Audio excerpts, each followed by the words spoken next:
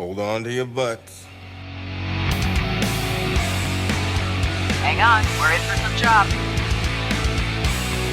You keep using that word. I don't think it means what you think it means. Oh, somebody please think of the children! Welcome to the DeEducated podcast. What is up, DeEducated? This is DeEducated, episode 7. My name is Kris. I'm Mark, and I want to know what love is. Song's been rolling around in my head all day today. Don't you have a child? No idea why. I do have a child, a wife. Pretty sure you know what love is. Oh, no, children don't love you. They only love you as long as they can get stuff from you today. Well, I was more talking about sex when I. But, yeah, I mean, there's multiple kinds of love, I guess. Yeah. I bought my daughter a sundae today, and trying to be the good father. I'm like, I bought her a sundae, and I said, okay, sweetheart, you can have the sundae after dinner. My daughter is 3. So she ate the sundae first, is what you're saying? Sundae first, yeah, pretty much. So, smart like tree stumps sometimes. Daddy's a pushover. Yeah, exactly. Just like, here, take it, just eat it. Just stop crying. Here. So, it's horrible. Leave me alone. I have to go record a podcast. Pretty much anything you can sometimes, But hey, what else did you do this week? Well, as usual, I was training in all sorts of martial arts. I did Brazilian Jiu-Jitsu. We're working on a lot of our basics. We were actually doing cross-side escape. And it's one of those positions that people just have such a hard time with. I know myself included. It's I'd almost rather deal with a mount or even a back take than deal with a cross side, especially with a heavy guy. But that's so because we don't have like black belts in mount on top of us every day when we're training. That's true too. That's exactly it. Yeah, you get some of the black belts that are out there, and they crush you there too. Even the brown and purple belts a lot of the time. Once people become a little bit more proficient in mount, it changes the situation. I think that's so true. That is so true.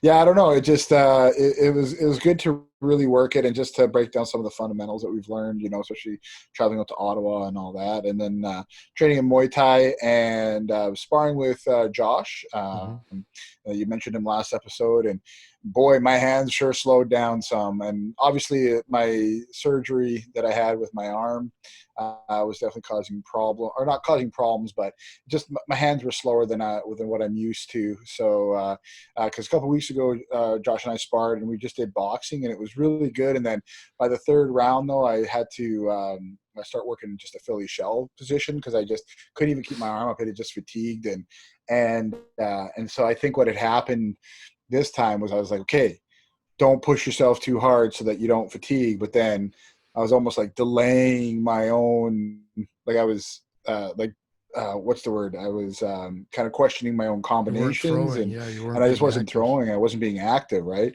So then I got into a leg kick fight with Josh, which he's just faster than I am. So, but I hit harder, so it was fun though. It balances out. Yeah, exactly. So, and what did you end up doing this week? Well, I mean, obviously I did some martial arts too. I rolled with you for the first time in a long time. And not to make any excuses, Mark, but you kicked my ass. I don't know about that. What's been going on with this, first of all, I didn't roll during COVID. It was always teaching with, virtual classes and stuff, and you weren't with anybody. And I did a couple of, I did heavy bag workouts every once in a while, but like once or twice a week, nothing that could be considered even maintaining any sort of fitness level. Right. And I'm very sure that what I had at the end of December was COVID. Like, right. It ticks all the boxes for symptoms. Yeah. The antibiotics that I got didn't do squat. Didn't touch them, I remember. Yeah, did literally nothing. Yeah. And, it's had a lasting effect a lot more. Like, I've had pneumonia before. I've had bronchitis before.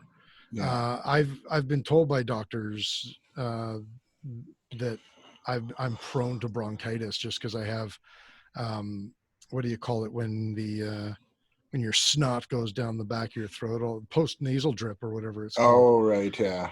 From having my nose broken, I've had post nasal drip for decades now.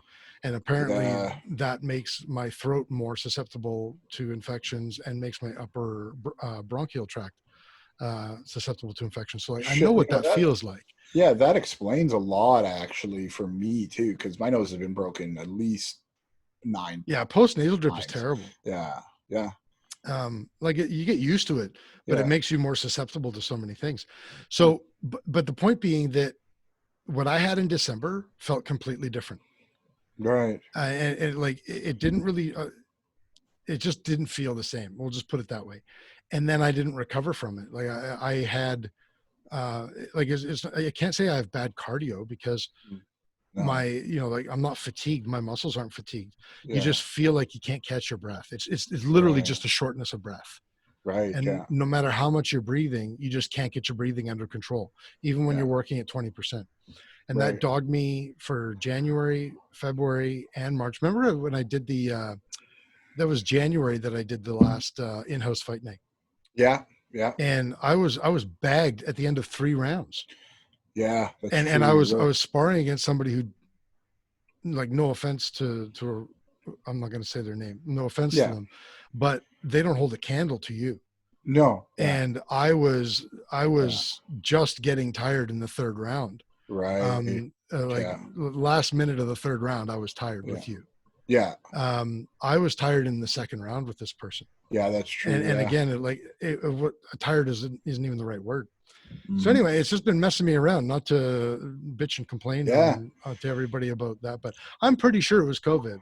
I'm waiting for the antibody tests to come out because I'm pretty sure I'll have antibodies for it. For sure. And there were so many people in January, December. I remember getting pneumonia. Yeah. And I'm like, why is there like 7 cases? I think we knew 7, 8 people, something like that had pneumonia between us. Yeah. Like in January, and then all of a sudden it's like, oh wait, no. And everybody was the same. It was a very atypical pneumonia. It lasted for longer. It had longer lasting effects. I remember a couple of guys even complaining that they had headaches. Right. Yeah. Like that doesn't normally come along with pneumonia, but that's a symptom. Yeah. And I had headaches. Yeah. So I'm pretty sure, like, we'll wait for the antibody testing. Yeah. Like it's kind of difficult around here to get antibody testing right now. Yeah, exactly. But we'll wait for it. I'm pretty sure that I'm going to have antibodies for it. For sure. When we, which means, hey guys, like, I don't have any guaranteed immunity to it, but antibodies do mean something. So I'm even worried less about it. Just go find a COVID patient. You know what's interesting? My mom is 69 years old now, and she had bronchial pneumonia in late 2019 also. And I wouldn't be surprised at all if it turns out that she has antibodies too.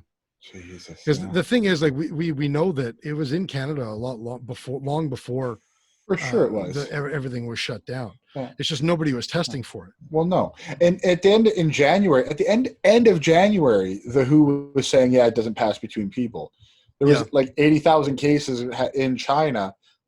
They were welding people into buildings, but it doesn't pass through between people. That's a shit ton of bats that people have come in contact with. Then exactly, right. Yeah, it's absolutely insane.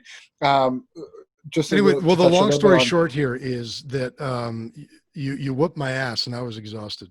We did what, 2 or 3 rounds? It was 2 rounds. 2 rounds? Yeah. Man, I should not be like flat out exhausted after 2 rounds. 2 rounds. Pre-COVID, I was rolling for an hour.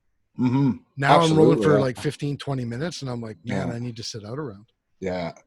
That's definitely, it definitely has impacted you, and I think that they're saying that now, like they're talking about people are having blood clots in their lungs. They're talking about, issues on 70% of people for, apparently it causes lasting damage. Yeah. Right. And so what's fascinating about this that I wanted to mention is that, I don't know if you know who Brett Weinstein is. No.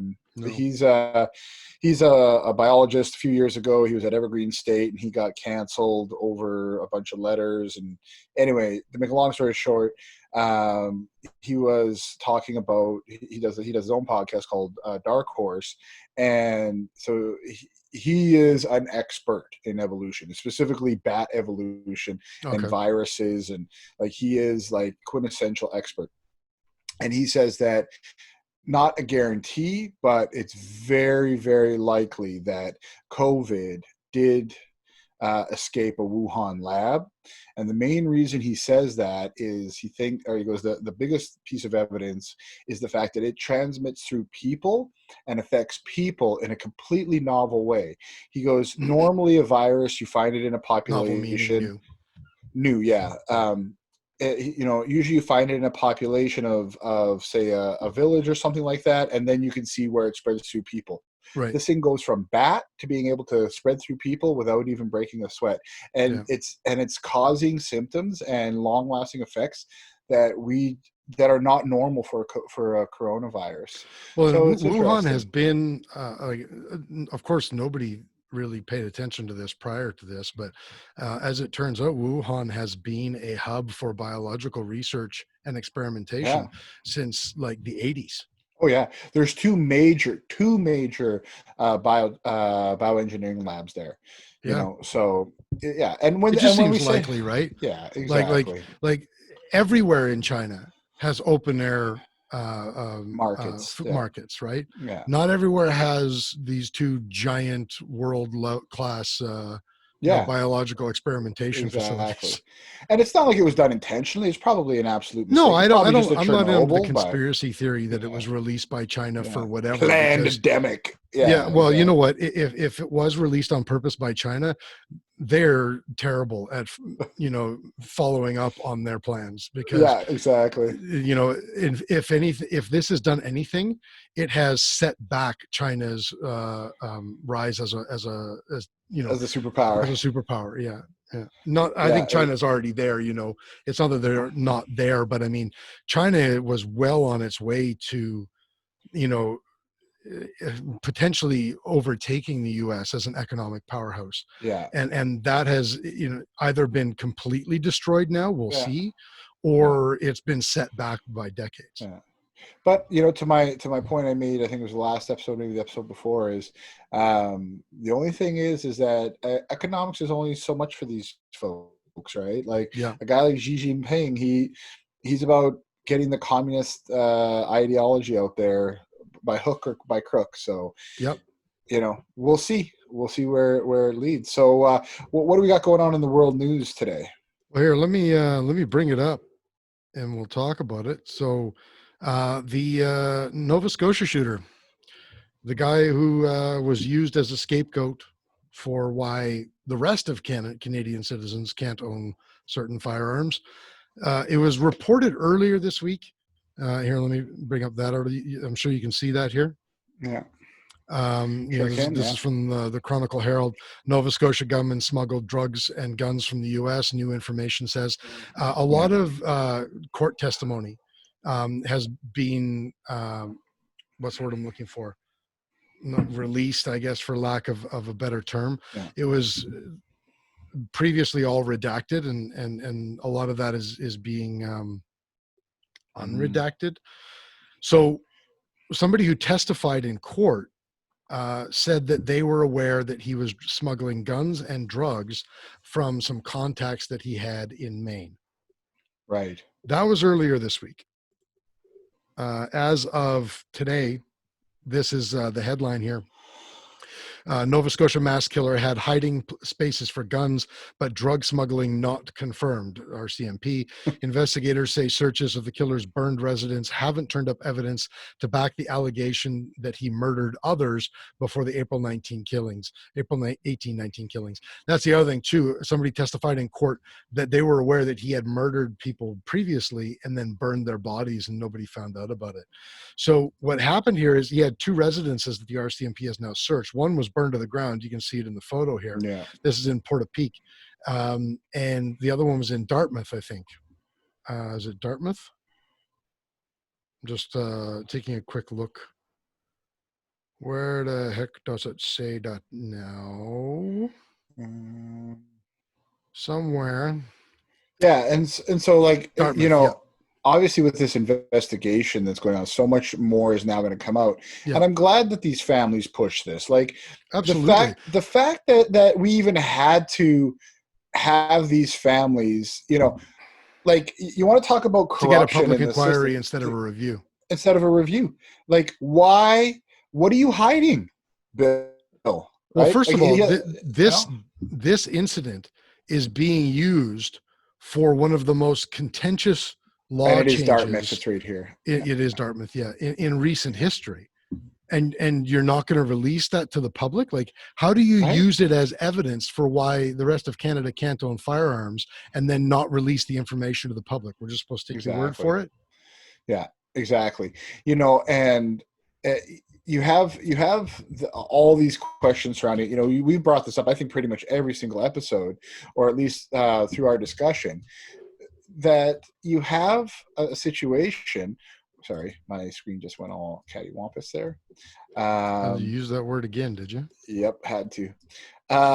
So then, we've spoken about this a few times now, where we have a situation where you have RCMP who are not informing the public about somebody who's dressed as an RCMP officer. Somebody who is a threat to the public. Who's a threat to the public for 9 hours and 13. Oh, you're right. Yeah. Well, the rampage was for 9 hours. For 9 hours. Or for 13 hours. Yeah. Right. So this requires an inquiry. Yeah. Like, regardless of the guns part, regardless of anything, the fact that the public was never made aware that the shooter was that appeared to be an RCMP officer, and nobody told the public, that in and of itself automatically warrants a proper investigation. Yeah, 100%.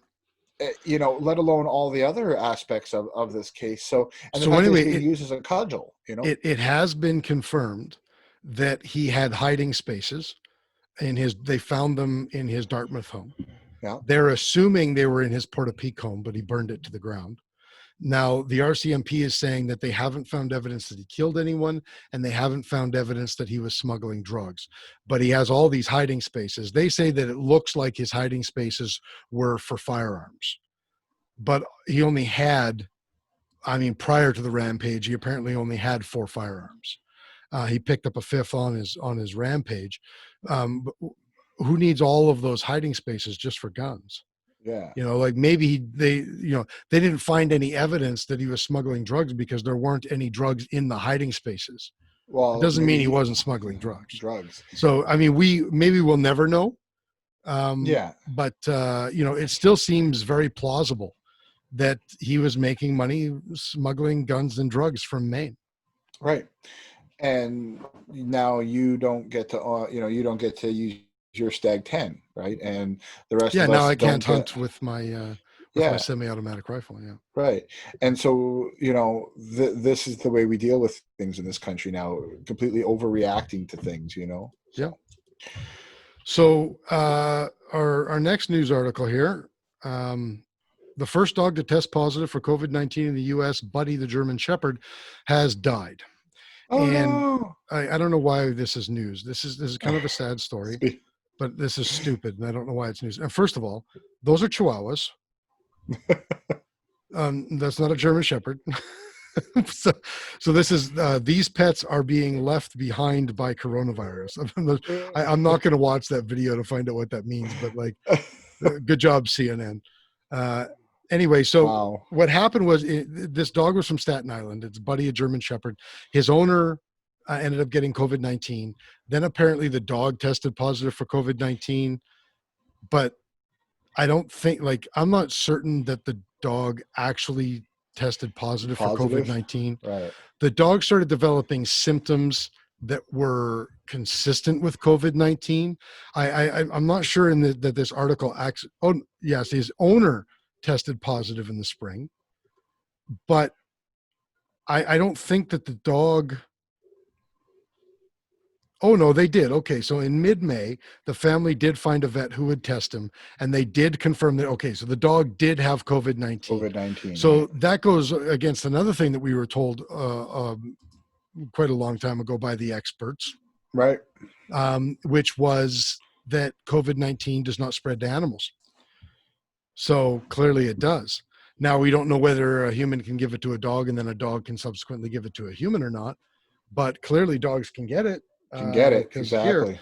but here's the crazy thing about this article. It is unclear whether Buddy died from complications of the coronavirus, which he most likely caught from his owner, Robert Mahoney, who tested positive this spring, or whether he died from lymphoma. The dog had cancer. But he's the first dog to test positive for COVID-19. See, I love how they word this. Like, it's not inaccurate. It's just misleading. And this is the thing, even with a lot of the COVID deaths and the way they're reporting it. So now when they report a COVID death, and this is how it's being done in a lot of European nations, I'm not 100% sure if it's being done in Canada and the United States this way, but if the person dies and they had tested positive for COVID-19, they count it as a COVID-19 death, to the point in which if you tested positive for COVID-19 in March and you walk out into the street and get hit by a bus in May, they count that as a COVID-19 death. Especially in New York. Yeah. So New York in one day added several thousand cases of coronavirus just because they went back and reclassified a bunch of deaths that had happened earlier. Right. So there's obviously something there's definitely something askew with these numbers. And then, like we were talking about earlier, there's all these people walking around with pneumonia in December and January. Yeah. So was that COVID? Were there people dying from that? Were they not dying from that? Like, our numbers now are just so messed up when it comes to what actually was going on, So absolutely. So I mean, kind of a sad story. Nobody likes to see dogs die. But don't tell frickin' Neo, otherwise we'll end up with real problems. Yeah, exactly. So our next piece of news that happened this week. First of all, before I get to it, I want to watch this video. I'll watch it off air. But do you really think that this is legit, or did this come? Or is this just like? I think that's an artist. This is a Dr. Scholl's foot insert that somebody superimposed with some lights on it, and that's an artist rendering from the Phoenix Lights for sure. Oh, is it? Yeah, for sure. Caught on camera, an artist's rendering. Do you know the Phoenix Lights story? I've heard of it. I've never read about it. I don't really quick, in the 90s, it was apparently all over Phoenix, Arizona, and it's actually caught on film. There's all these lights that were appearing in the sky and then disappearing and stuff. And so people are convinced that it was that we were visited. So yeah, of course we were. I'm not saying that aliens don't exist. I agree with what's his face that walked on the moon, who said that it's naive to think that we are the only sentient beings. Buzz was it Buzz Aldrin? Buzz Aldrin or Neil Armstrong. I think they both mentioned something like that. I think it's naive, but I also don't think that they're movie aliens that are undetectable and everything else. Anyway, here's the news article. This one's kind of funny. A Texas politician alienates Twitter users by suggesting that ETs need religion. So that's obviously the sensationalist headline. Here's the actual tweet. This is from Jonathan Strickland, by the way. I think he's a GOP. Yeah, he's a Republican representative.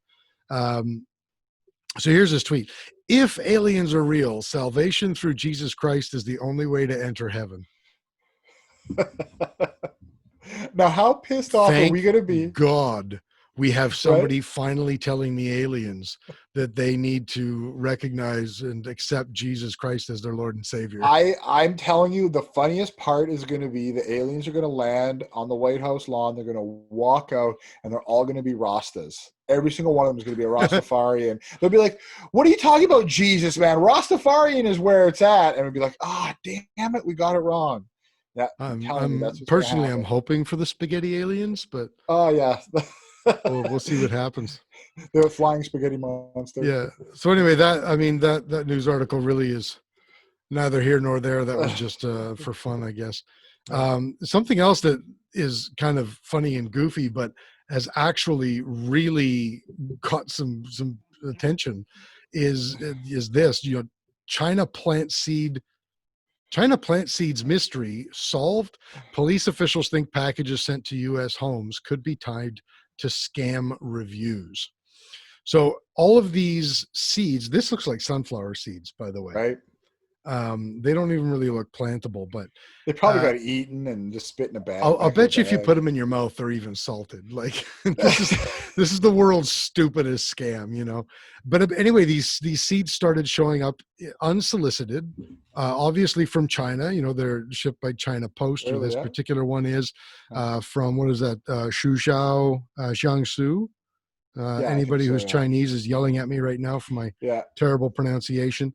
But obviously this comes from China, and they just showed up unsolicited. Here's some seeds. China apparently thinks that every American is what was that kid's name? Jack. Jack the Beanstalk. Yeah, so they're sending him some magic beans, and we're gonna go to the land of giants, talking about extraterrestrials. Like, people are lazy AF. Like, are you telling me for 5 seconds? Like, if I opened my mail and I was like, and there were seeds in there, I'd be like, I'm gonna plant this stuff. Like, get out of here. You know what? Too much effort. Like, pot plant them. Yeah, or put them in a pot. Just see what they are. Fair. Yeah, that's fair. Isolate them. I don't know. I was like, man, it would not cross my mind to ever plant a random seed that showed up in the mail. Like, I'd be like, yeah, this is weird. Yeah, but we're talking about a population that gave hundreds of thousands of dollars in Bitcoin to hacked Kanye West and Barack Obama. Apparently, it was some 17-year-old kid, eh? Yeah. We didn't add that as a news piece. It just came out today. Yeah. But those hackings were planned by a 17-year-old kid. Yeah. Yeah. Allegedly. Yes. So the world is going to hell, and so China. So also, man, I love Florida man stories. And Florida man stories are the best. So Florida man, here I'll bring it up for you here. Florida man tries to flip his way to freedom and fails. I love this still, right? Like, this officer is 100% engaged. Like, she kind of looks like she's either going for handcuffs or a taser. Like, right? One or the other. And he's just like, never catch me. I'm the gingerbread man. It's like Keystone Cops for sure. There's a video of this, by the way. Oh my God. We're going to watch this video together. Yeah, so here's the context. Okay. This whole thing started. So, for some reason, this guy was trying to block a garbage truck in the alleyway. So he started doing flips and things. Well, they were taking his house, man. Oh, is that what it was? No, I don't know. I'm just making it up. Okay, yeah, because the news article, of course, doesn't really say. Well, yeah. So he's doing these flips and blocking the garbage truck from being able to move. Garbage truck operators call the police. The police show up, and they take him down. And here's the crazy thing. The guy pulls some UFC bro, and he looks like he's trying to get like X-Guard or something on this lady. But he actually he gets like kind of like a pseudo knee shield on her, and then looks like he's like the other leg is where it should be for X-Guard. And then he brings the leg out from her hip and pushes on the inside of her thigh and knocks her to the ground. And I'm like, that's not bad for a UFC bro.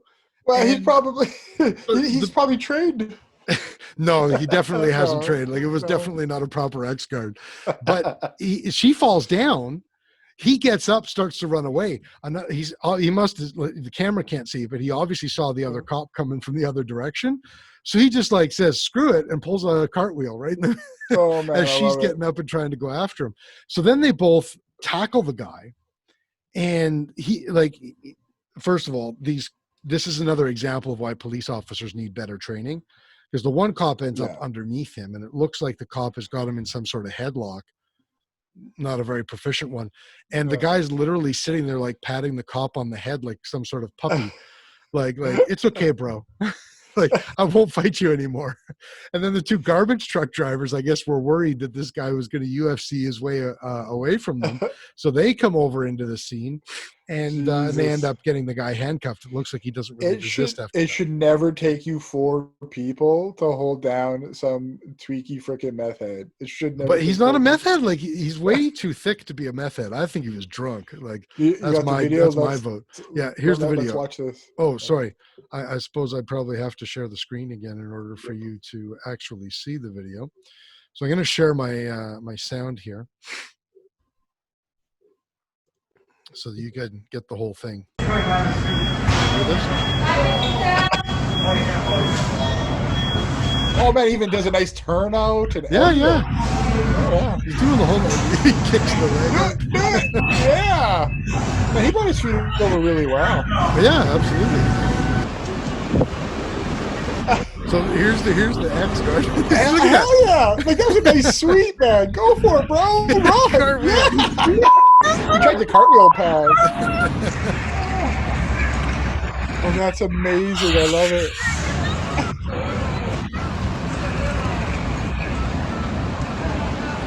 Here they are on top of him. And of course, he's How did that cop patting end the up cop on the head. Look, the cop doesn't really even have him, but he's just like patting him on the head. He's like, it's There okay. you go, man. It's all right. I'll go peacefully. It's okay.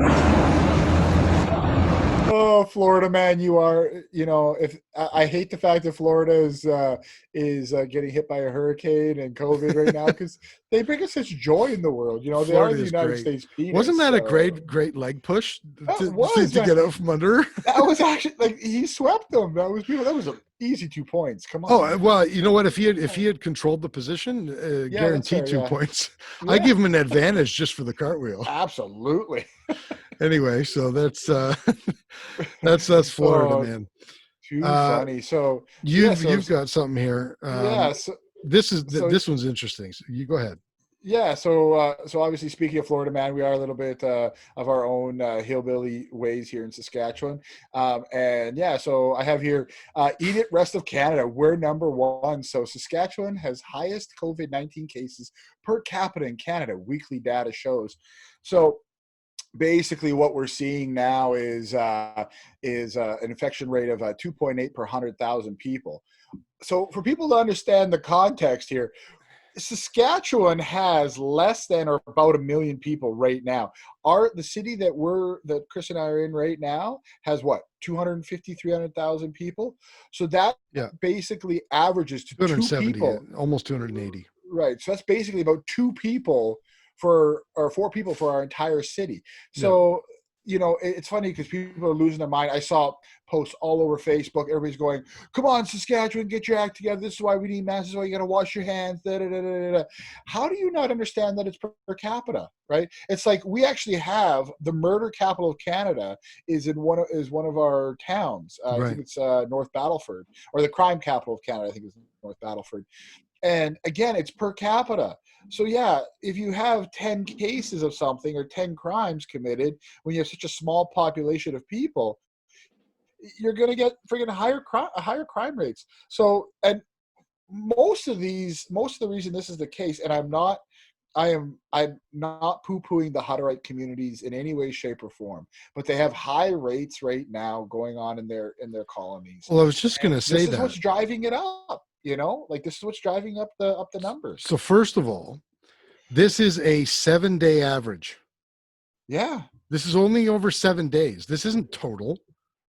Right. It's literally this week. This week. It's just the last week. Monday to today, basically. Yeah. And there's this thing going on, like you just mentioned. Yeah. The Hutterite colonies throughout the province are getting infected en masse because it's part of Hutterite culture. They eat in huge groups. They gather in huge groups for work, and they gather in huge groups for worship. Yeah. It's no surprise. It's no surprise that we're seeing this. And the other fact of the matter is that they don't have the same level of trust in the medical system that people do, or everyone else does. So they're not going to the doctor as much. They're not getting checked as much. I don't care what anybody says. I don't care what anybody says. Part of this is because like they may not want to come out and say it, but they're trying to get herd immunity. I guarantee it. Yeah, because this started in a tiny little colony in the southwest of the province about a month and a half ago. Pretty much everyone. And it's I'm trying to remember now. We have 83 colonies, I think, in Saskatchewan, and 20 something of them are now infected everywhere from the southwest all the way up into the north of the province. Yeah. And you got to understand, this isn't a small province. This province is bigger than Texas. Oh yeah. Yeah, exactly. So it takes effort to get around. That's right. You know, we're talking about like hundreds of kilometers or hundreds of miles. It's hundreds in both of difference between these colonies. Yeah, exactly. So I think, I think to your point that this might be some planning and things going on amongst the group, and you know, I guarantee it. They don't want to come out and say it. Yeah, but this is also part of their culture. They don't think that it's anyone's business the way that they do the way that they do things. They don't ever explain how they do things. And whatever. That's their prerogative. Personally, I don't care. Yeah, fill your boots. Do you? Do whatever you want. Yeah, absolutely. But everybody freaking out about it. Have a Coke and a smile and shut up. Just shut up. And, you know, we're definitely not going to get to see them or, you know, I don't think we're going to see the Hutterite communities, you know, wearing masks, working out. But guess what? You want to go to the next story? Oh, do I have to? You have to. Okay. So this story I think is friggin' awesome because, so first of all, Planet Fitness walks back plan to require masks during workouts, which Saskatchewan officials opposed. Okay, so what's funny is when you read that headline, go back to the headline for a second. Let's read that for a second. Planet Fitness walks back plan to require masks during workouts, which Saskatchewan officials opposed. So it makes it sound like Saskatchewan officials opposed them walking back their plans. Right? That's what that sounds like. So in actuality, scroll down. In actuality, the province actually says, keep going. Oh, yeah, right here. So at this time, Saskatchewan recommends that people do not wear masks when exercising, as masks may reduce the ability to breathe comfortably, the Minister of Health said in a statement to CTV News on Tuesday. So this goes to what we were talking about before. Which, by the way, is completely contradictory to what the Ministry of Health in Ontario is saying. Yeah, and they're saying, right, exactly. Trust the experts.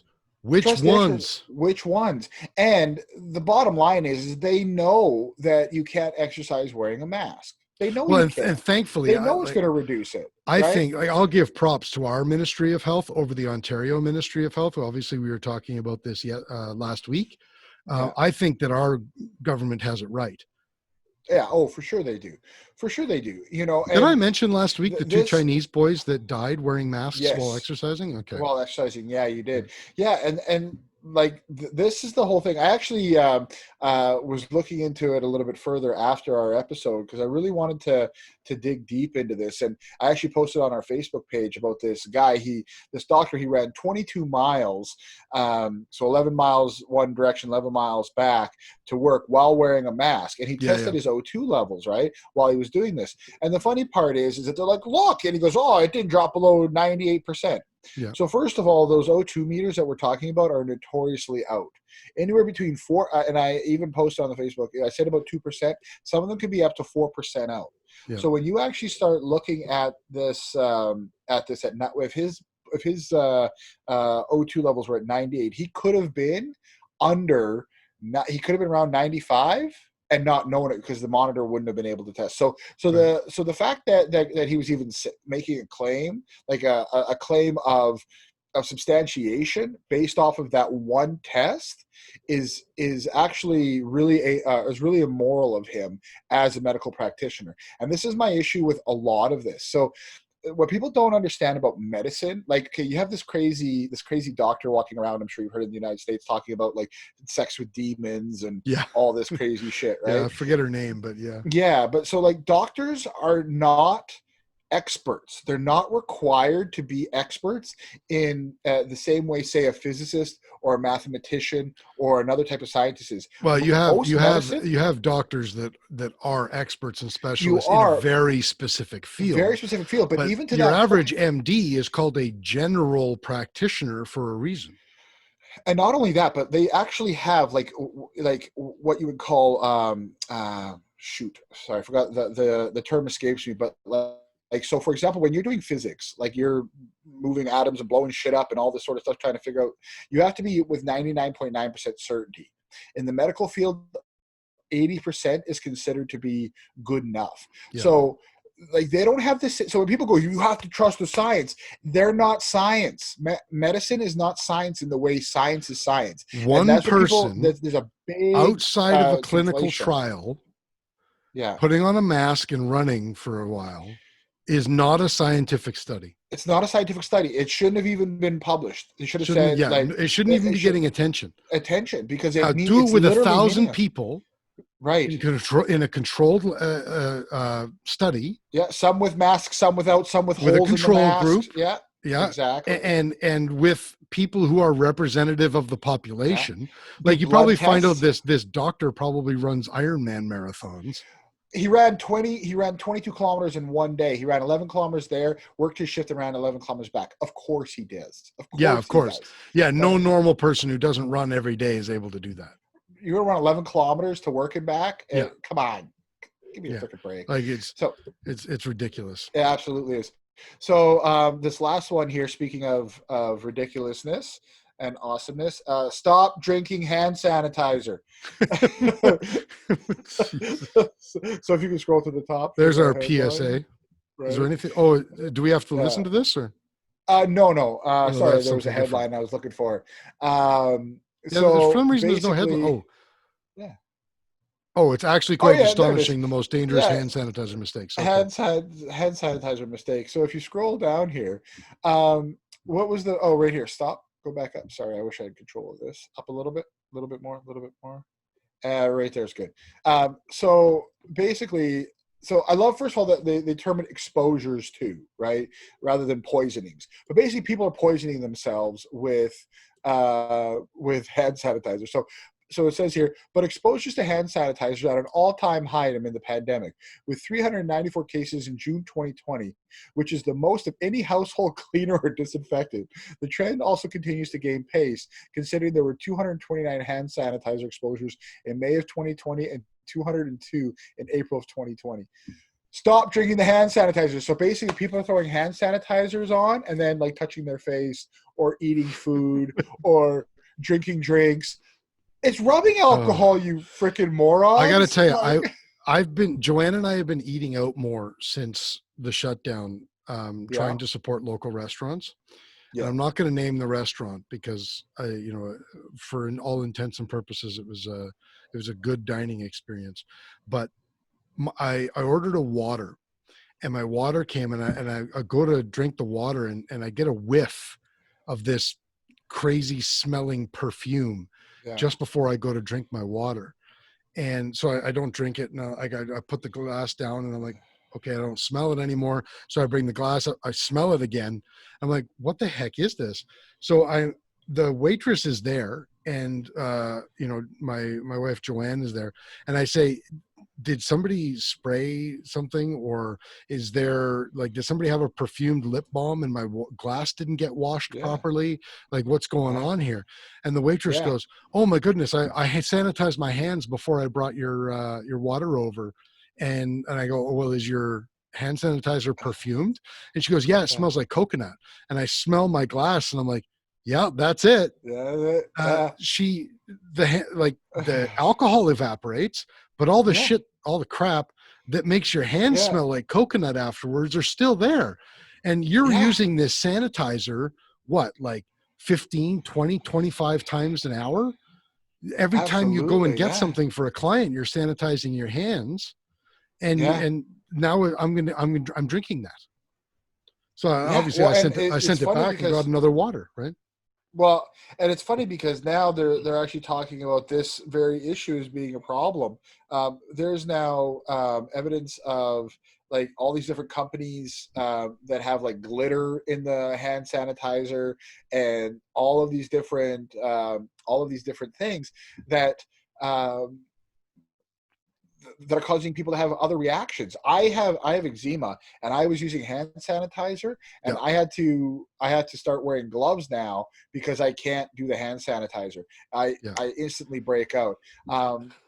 So one of the other lines I want to read here was, sometimes it's not always one's fault. Over the course of the pandemic, Ontario's Poison Centre has received reports of cleaning products being sold in reused containers, such as 2-liter pop bottles. Don't That's buy happening. it. But don't buy it. I think it's not that bad, guys. It's not that bad. This is our PSA today. If somebody's like, well, hey, frankly, man, we have all come of to these. the back of this van and buy some bleach out of this bottle, don't go with them. Just don't go with them. Well, part of the problem here is we have these bottling companies, especially distilleries and stuff, that has transitioned into making hand sanitizer, but they're putting it in their liquor bottles. Right, yeah. They're not changing the bottles. Right. So this flies in the face of like major regulations. You're not allowed to put rubbing alcohol inside of a liquor bottle. Like, what the hell's wrong with people? During COVID, you are. Apparently, right? And I applaud these companies, first of all, for their helping, for their business ingenuity, and for their philanthropy in trying to help. But I mean, and from their standpoint, it's difficult. You couldn't get shipping. You've already got all these other bottles. For sure. I get it, but I mean, it's no surprise that people are accidentally ingesting it. Right. So it's absolutely insane, an insane situation. So needless to say, I thought that this was a great story for us to kind of wrap up our news for today. And folks, if it looks like rubbing alcohol and smells like rubbing alcohol, it's probably rubbing alcohol. Don't drink it. Like, this is 2020 though. It's 2020. This is what we're living with. Like, in the interest of going backwards, we forgot. I forgot to tell everybody when I was talking about my week that I got a new rifle. You did, yeah. I completely forgot. So everybody, I've talked about it before. I do this Project Maple Seed thing. It's rifleman training, and since I started it, I have had the only 1022 that I've had, which is what most people use, was my dad's. He bought it sometime in the mid 70s, like very shortly after the 1022 rifle was created. So it's been stock its whole life. Actually, that's not true. My dad swapped out and put a custom stock on it in the late 70s, but back then it was still just another wood stock, just with a little bit of a different shape, and it wasn't like a high-end Boyd stock or anything like that. So I have been using just a completely stock rifle with a $179 Bushnell Trophy 3-9 scope on it. And I put just because my wrists are so bad from years of martial arts, I put a Fab Defense stock on it because it has a pistol grip on it, so it helped my wrist stay a little bit more neutral. Other than that, 100% stock. And when I qualified for rifleman, I qualified with somebody else's rifle because my scope that I had on it, that was actually a Bushnell scope from the, I don't know, late 70s or early 80s. The turrets broke on it halfway through the day. So I ended up qualifying with somebody else's rifle, but it wasn't very customized. It had, I think he had a custom trigger in it. And he had a couple of other small adjustments to it, but he still had a standard wood stock on it. And it wasn't set up for me at all. But I was able to qualify for rifleman. Since then, with my stock rifle in practice targets, I've been able to unofficially re-qualify since I put the Bushnell Trophy scope on it. But I had the opportunity to be able to get a new receiver and barrel from Gray Birch Solutions, which is a new custom parts maker. You shouted them out. You shouted them out 2 weeks ago, I believe, right? Yeah. Well, it finally arrived, and late this afternoon, and I put it together. So, just for all the wieners out there, I'm just going to let you know that I've observed the chamber, and there is no ammunition in it. I don't have any ammunition in the building with me. There is no magazine in it currently, and the bolt is open. So shut your mouth. That weapon appears safe to me. Yeah, it appears pretty safe. So here's the barrel. There's a carbon fiber barrel, stainless steel. It's threaded so that if we that's lived nice, in a cool country, I could put a suppressor on it. And man, I got to tell you, like what I would do with a suppressed 22, you don't even have to put Hearing Pro on. Like that would be so cool. But can't. So maybe I'll put a compensator on it just to extend the length of the barrel, make it a little bit heavier. But it's a 22. Like exactly. Like there's really not a lot of kick to it anyway. So I'll probably just leave the thread protector on it for a while. But there's the barrel. You got the receiver here. Now what's cool about this, and I'm going to do a full review of this and I'll post it on DeEducated. But this is not. So the scope is black. Yeah, you can see that. This stock is a Magpul Hunter X22 stock. It's gray. It's not black. Yeah. And the receiver is not black. The receiver itself is gray. Right. Yeah. And that's kind of interesting. So you can see the, well, I'm just going to smack my microphone here. The magazine release, custom magazine release, extended magazine release from Matador Arms is black. The trigger guard and everything. I just put a Ruger BX trigger in it. I'm a cheap guy. I don't need $300 and $400 Volquarts and triggers and that sort of stuff. Yeah. So this is perfectly fine. It's black. Obviously the scope is black. The rings are black. This is not black. And I kind of like that because you've got this gray sort of carbon fiber pattern on the barrel. Yeah. That's why I went with the gray stock. And now you've got the dark gray receiver that fits really well with it too. So right. Exactly. I've got it built and I've got it running. I had to cannibalize temporarily some of the parts from my dad's 22. This is the stock bolt from the 1970s that I cannibalized. Same with the charging handle. I had to cannibalize a couple of other smaller parts from the original rifle. And I obviously repurposed. I had this on the old rifle, this magazine release. This is the best magazine release. Unfortunately, apparently Matador Arms doesn't make these anymore.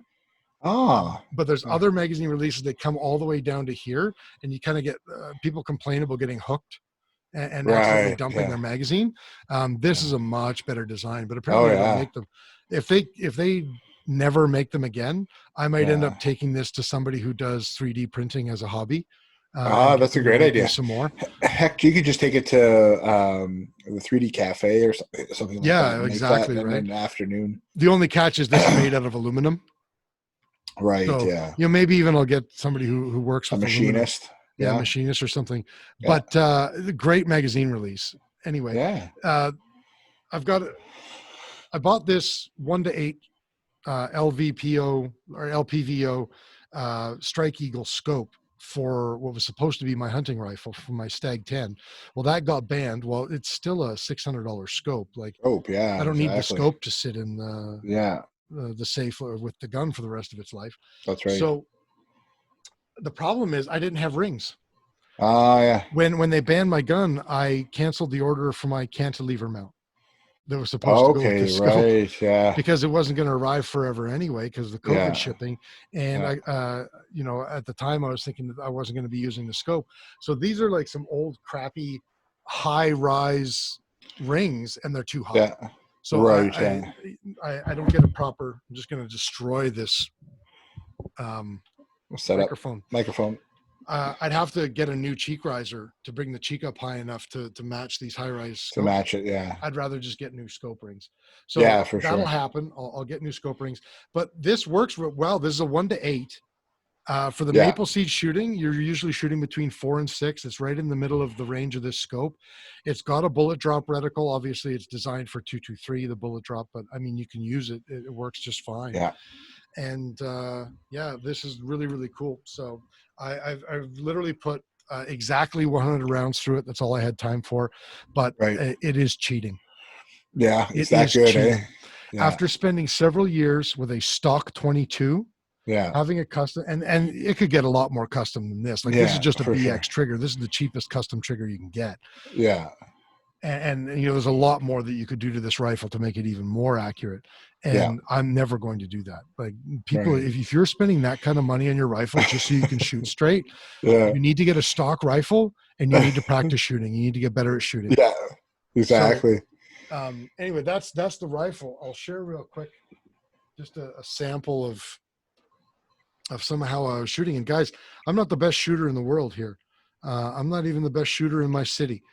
But if we look at this here, so if we look, I'm doing this in a mirror. So this is prone. Don't worry about that little flyer. I farted when I was pulling the trigger.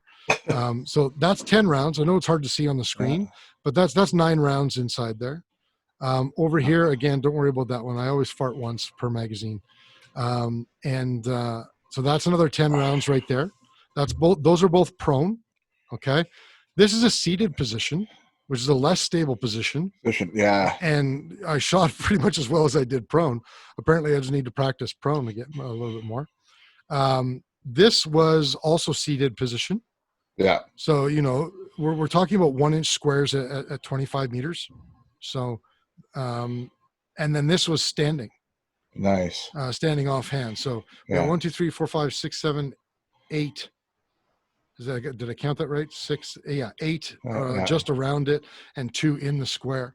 So I mean, the rifle is capable of much more than that. When I do my review, I'll put it on a bipod and shoot it at 50 and 100 meters, and we'll show a little bit more of what it's capable of. This obviously has a lot of variable in terms of how I'm shooting with it, but it's disgustingly accurate. Yeah, that's fantastic. After shooting a stock rifle for so long, it's stupid. Yep. Awesome. So speaking of not allowing you to have use your hunting rifle and all that other stuff, let's talk about Trudeau. Yeah, let's do that. How much of a main topic? We charity scandal. Yeah. How much of a scammer he clearly is. Yeah. So do you want me to just go through the timeline? Yeah. Why don't you go through the timeline here and discuss as we go along? Yeah, for sure. I think that'd be great. And some I call this a timeline, but some of it is actually out of the timeline, but it's more or less as how we found out about things about the scandal. So for those who don't know, we mentioned it last week, and I kind of went through a abbreviated timeline back then. The idea here is that We Charity was given a sole source contract by our government to administer a originally announced as $900 million, $900 million student assistance program, wherein if a student worked 100 hours of volunteer work, they would be paid $1,000, and they could get $1,000 per 100 hours of volunteer work up to 500 hours and $5,000. Right. But We Charity was the only organization that was able to run this program, according to Trudeau when he announced it. Even though I was able to name two charities off the top of my head that were just as capable. Well, and multiple charities since have come out and said, we met all of the criteria, but we weren't given a chance to apply. Right. So we've since found out that the actual number was 912 million. Obviously, they were rounding down when they originally announced it. We were originally told when the scandal broke about it that the administrative costs that went to We Charity for administration was $19.5 million. After the scandal some more information started coming out about the scandal, we found out that it was actually $43.5 million, more than twice what they originally told us that they were supposed to be getting for for the administration. So that right there should raise some alarms. Like, I don't care if you're an ideological liberal, like you have your head pretty far in the sand to not question just those two things. Right. Yeah. Well, the rounding down to the 12 million, I'm actually kind of okay with, because sometimes you're just you're just rounding it down. Yeah. But and that was a budget, right? It wasn't the actual expenditures. Exactly. To have an administration cost be orders of magnitude out, you're always going to have play within what your administration fees are going to turn out to be when you put out a program versus what you think it's going to cost. We're talking 4 times or double the amount. Yes, more than double. That's more than double. That's crazy. Yeah. So then we found out that Trudeau's family had been paid to speak at We Charity events in the past. His mother had been paid. We were originally told about $250,000. Turns out it was a little over $300,000. His brother had been paid somewhere in the neighborhood. I'm trying to remember the figure. I didn't write it down. It's like $30,000 or $40,000 or something, somewhere around there, significantly less than his mother. Right. And his wife had spoken for We Charity, but he swears up and down that she was not paid. We have since found out that We Charity reimbursed her for travel, Right. which also brings up some questions because while testifying in front of committee yesterday, he said that she was reimbursed for travel at one point, and then at another point, when he was being grilled on, well, how much was she reimbursed for travel, he said that he's not aware of that, and he's not even sure that she's aware of that because she didn't book the flights or the hotels. They booked everything for her. Well, if they booked everything for her, then why did she pay for it and get reimbursed? The implication on reimbursement is that she paid for it and they paid her back. If they didn't reimburse her, then they paid for it. So here, like, he's already talking out of both sides of his mouth. Was she reimbursed, or did they just pay for it? Yeah. And he has been speaking for them, or he has done speaking engagements for them. He says he's never been paid. I think that some MPs have missed the ball when the few opportunities they have to question him, because they haven't asked him if they paid for his travel like they did for his wife's. Right. Exactly. I think that seems likely. Yeah. But so that happened. Then we found out that Bill Morneau, both of his daughters have worked for We, one in a volunteer capacity. One is currently employed by We Charity. She's on a contract that doesn't expire until August. Bill Morneau, for those who don't know, is the Minister of Finance. Bill Morneau, we then found out that he was paid, that he paid $41,000 in trips with We Charity. Sorry, he paid back $41,000 in trips with We Charity, and he paid them back the day that he testified in Parliament. So he was questioned, and the day that he was appearing to testify, he was like, "Oops, cut a check." The money. Exactly. And he claimed, "Oh, I didn't know." So then we found out that he and his wife and some of his kids had taken trips on We's dime, I guess, to attend We events. And one trip was like $53,000 and the other one was like $41,000. The $53,000 was paid back. The $41,000 apparently wasn't. The $41,000 trip was a trip that he personally went on. Now, he says he fully intended to pay for the trip all along. It was never, there was never any intent that We was going to pay for this. But I mean, come on. Number one, do you want us to believe that if the scandal had never broke, that you would have paid it back? That it wouldn't have just gone on as being unnoticed until the end of time? Why didn't you pay it back now? Right? Especially considering there's all the economic problems. You'd think, oh, I should probably pay these guys back. Well, like, why now do you got to pay them back? Right? Why not until the day before you're testifying in committee? Exactly. Do you think it's possibly because it's likely that they were going to find out that it existed and you needed to say that you had paid it back before you got grilled? Absolutely. So then, while in testimony, we found out that Bill Morneau is blaming Bardish Chagger. Bardish Chagger, if you don't know the name, you can be excused for that. She's a junior minister of youth. Despite that Chagger, like her minister, the ministry that she oversees, doesn't have a department. So she's like a minister of youth that doesn't have a department. Yeah. So she apparently is overseen by the heritage minister. The We program came out of Employment and Social Development Department, or originally that's what we were told. And that's jointly overseen by the Minister of Employment, Workforce Development and Disability Inclusion, and the Minister of Families, Children, and Social Development. I mentioned this last week.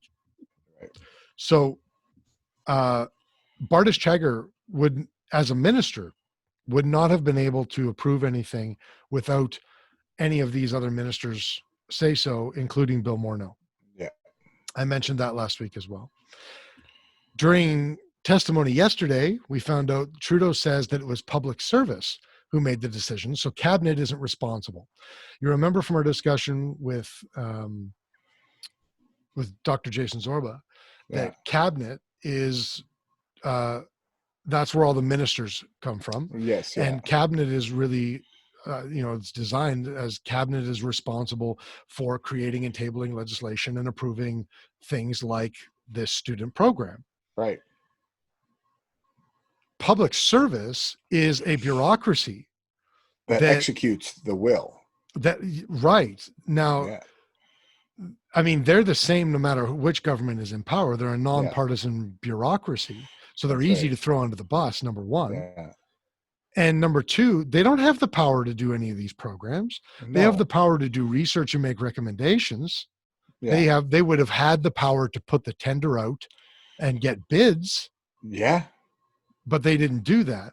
And so Trudeau's like, well, it's not our fault.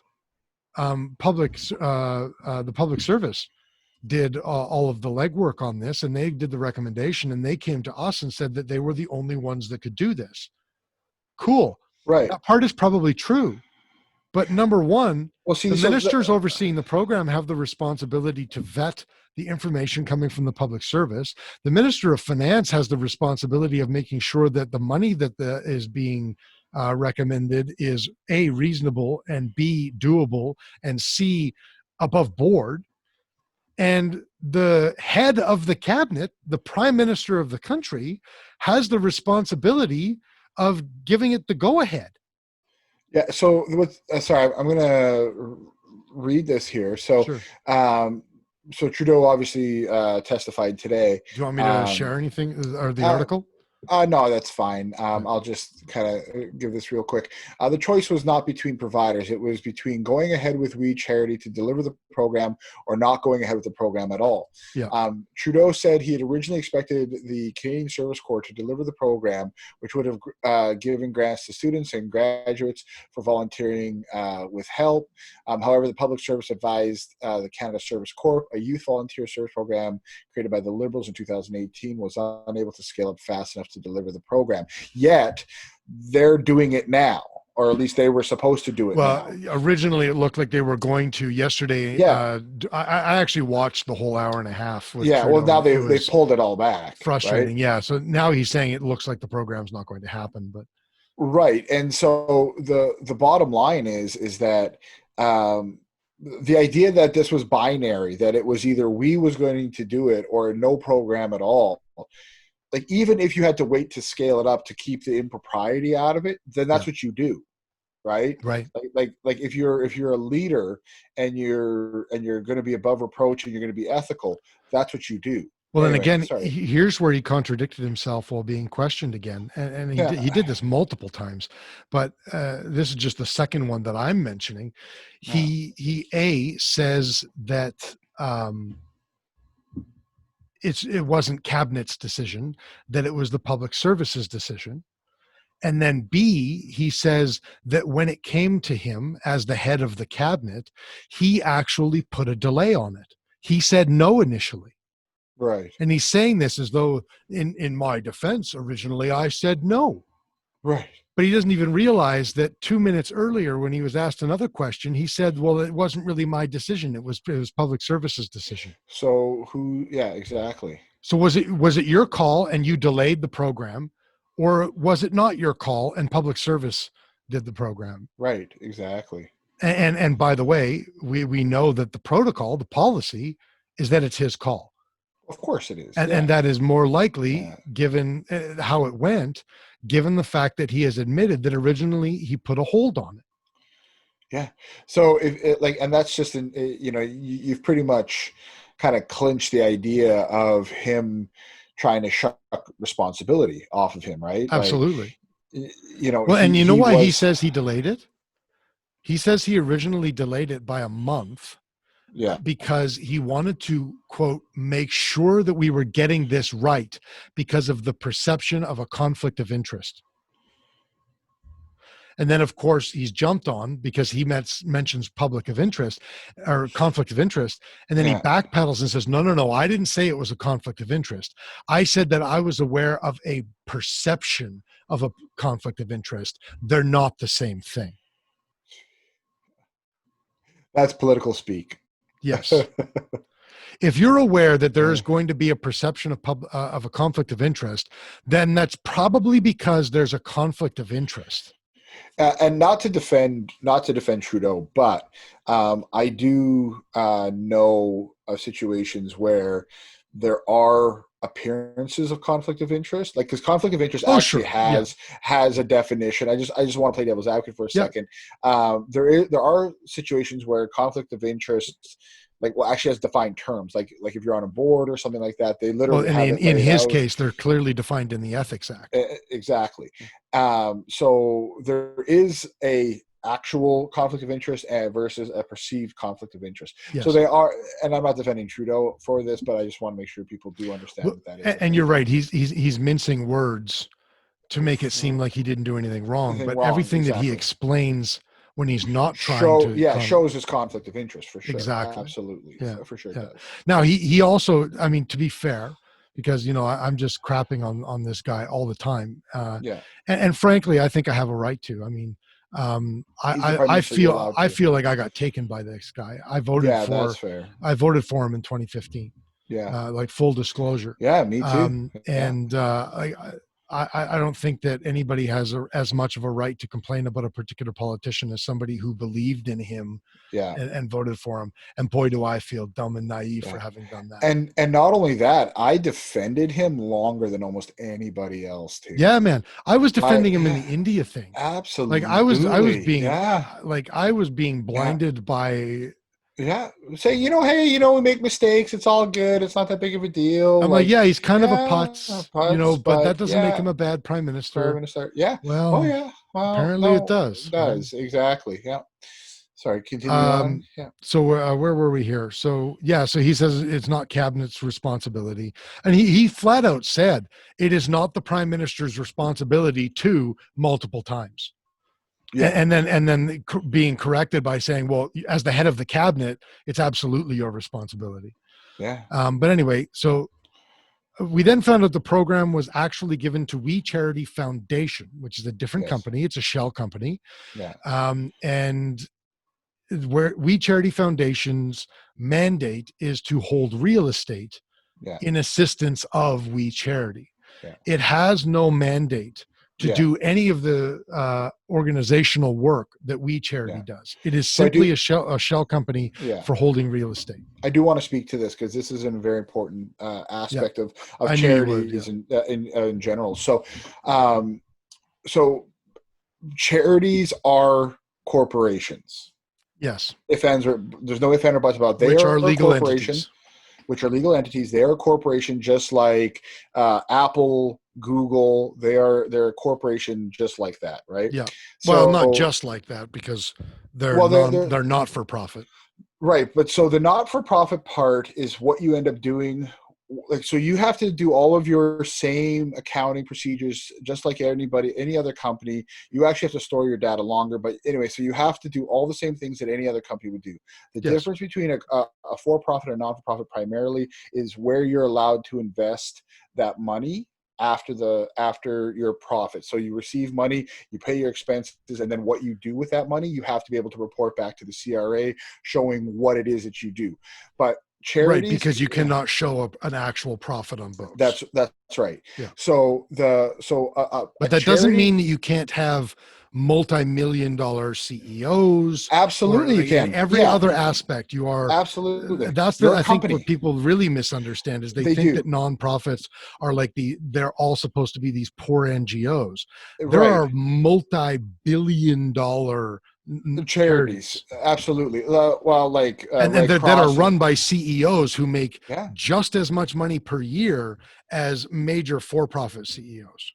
I would argue that that's not the case in a lot of cases. You've got places if you want to have a talented CEO, if you want to be in the talent pool, you got to pay them. You'll see in my my what do you call it in my shout out, I actually talk a little bit about this, but the idea that there's a lot of stuff when it comes to charities, that charities are treated, you got really talented people not being paid the same. Like you got a CEO, say, of Red Cross, who's dealing with multi-million dollar, as big as any other corporation, and they're paid, a quarter of what a CEO of equal value would be paid. But sorry, I want to come back to this company thing. So charities are allowed to set up for-profit companies that can shelter themselves against risk.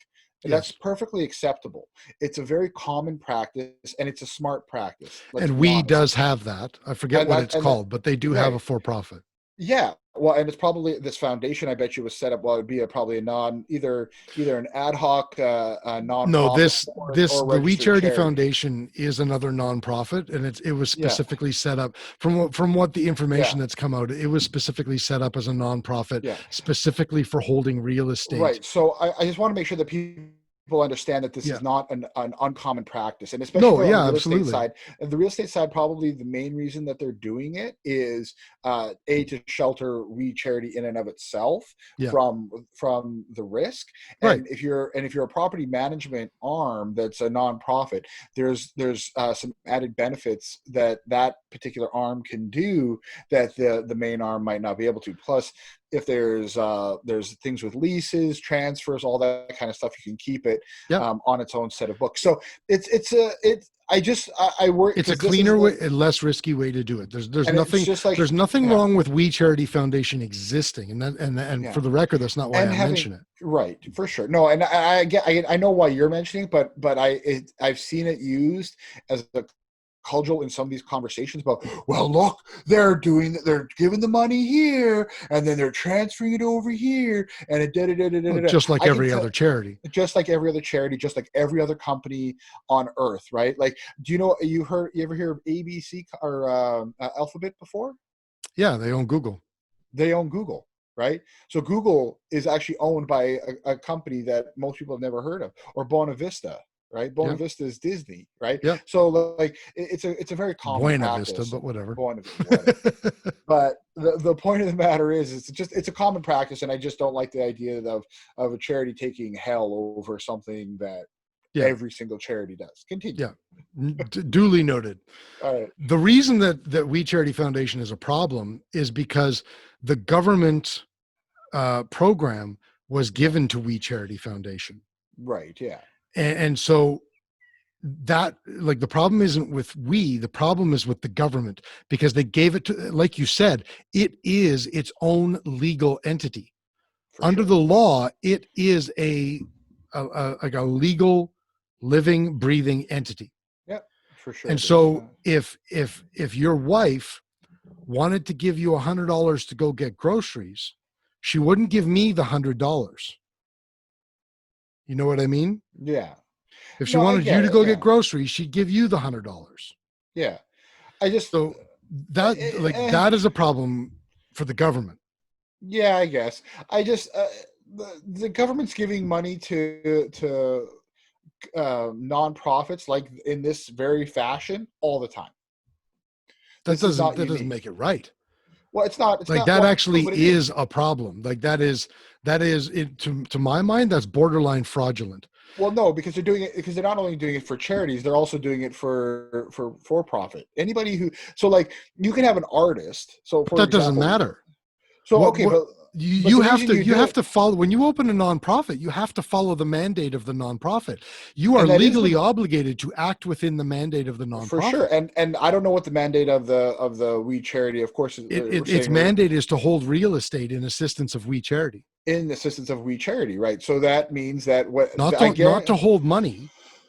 Right, but and I don't know enough about their charter, but it's very likely that charter is tied in with the We mission. So it could be something along the lines of, holding it for We Charity in service of that mission, and then that mission, whatever the mission of We Charity is, would link back. I don't know the what you're saying is possible, absolutely possible, right? But it's an irresponsible way for government to act. But so, like, let's say, I just want to use this as an example. Let's say you're an artist, right? Like, you're a semi-famous artist. Well, semi-famous artists set up companies all the time, and they get artist grants and musician grants from the federal government. That money goes to that corporation that they've set up, and then the artist uses that money to do their art.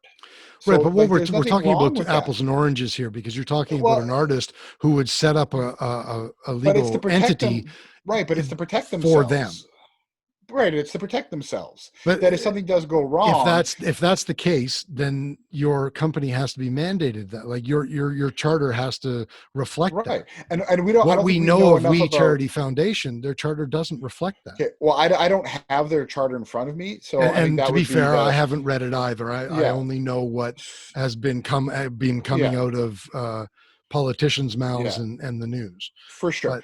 But I I mean, we think we have to have admit to that it's pretty yeah. sketchy.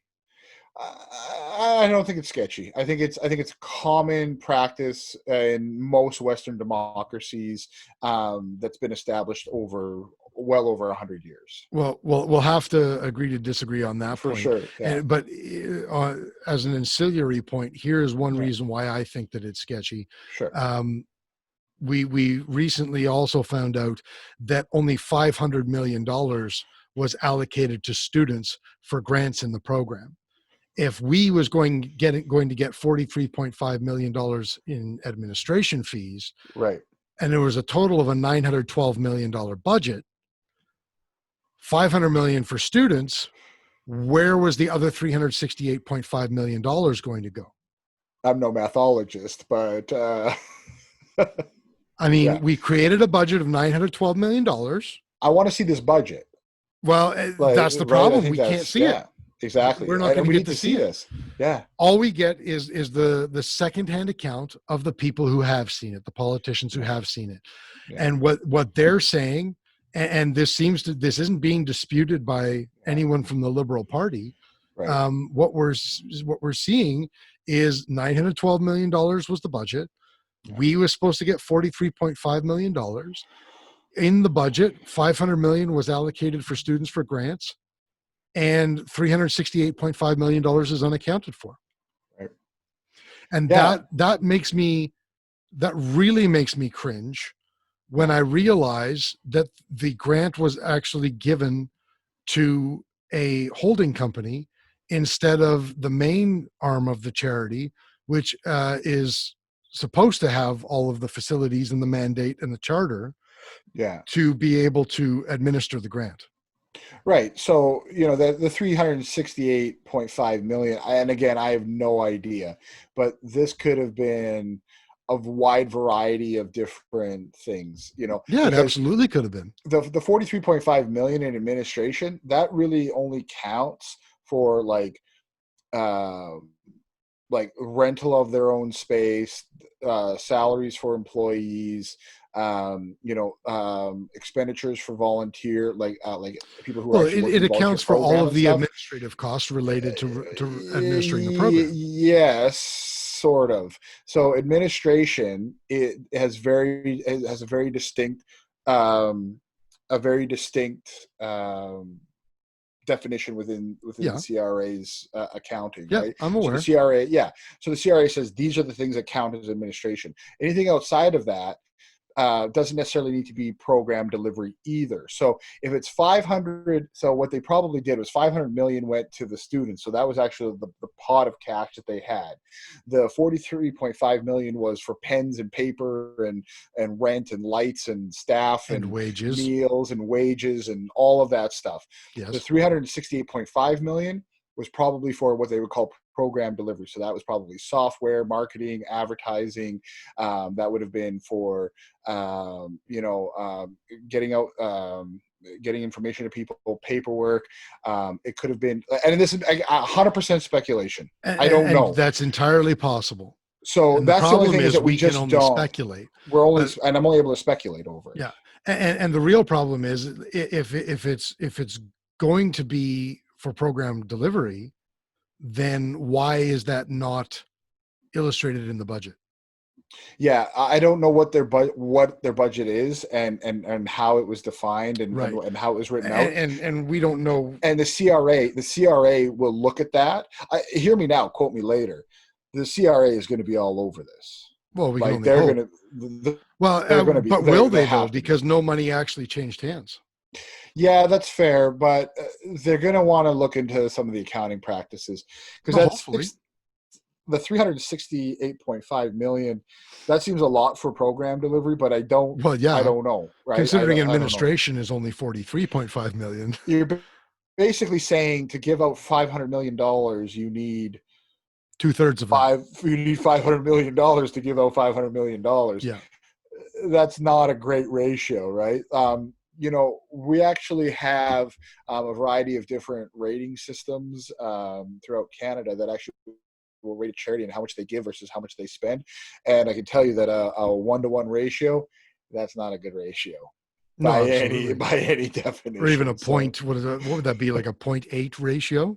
Yeah, like that's about 80%. About 80%, yeah. Like that's not a great ratio. You consider the average charity, I believe, now don't quote me, this was a few years ago. I think the average charity was maybe spending about 10 to 15% of what they were receiving on administration and program delivery, and getting 80-ish% back out. So yeah. Just in the interest of time here, for sure. Another thing that has come out here in the